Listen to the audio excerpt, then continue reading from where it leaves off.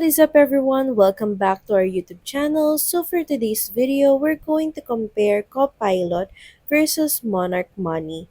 Which among the two is the better finance app? So without further ado, let's dive into the video. Copilot or Monarch Money both promise to make managing your money smarter and stress-free. But in 2025, which personal finance app actually delivers? Let's find out. First up, Copilot. This app feels modern, fast, and personalized. It automatically categorizes transactions, learns your habits, and gives you clean, real-time visuals of your spending. It's Apple exclusive, by the way. So if you're on Android, skip ahead. Now, Monarch Money. Think big picture. It's like your financial command center, tracking spending, investments, net worth, and even financial goals in one place.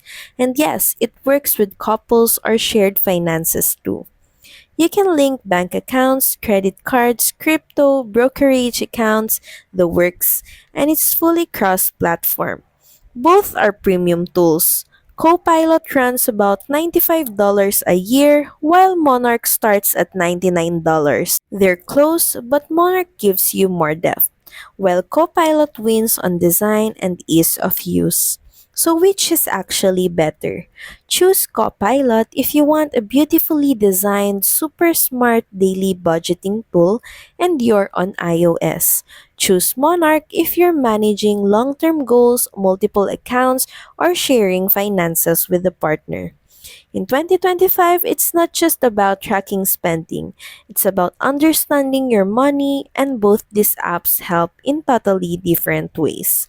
So that's pretty much it. Thank you very much for watching this video. I hope that you find this video helpful, and if you do, please don't forget to like, share, and subscribe to the channel. And I will see you again on the next one. Bye!